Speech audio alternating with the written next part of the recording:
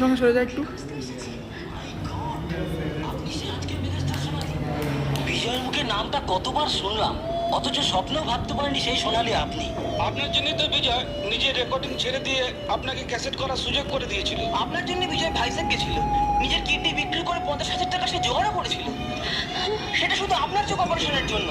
ভাইজ্যাক থেকে বিজয় কিন্তু আপনার কাছেই ফিরে আসছিল।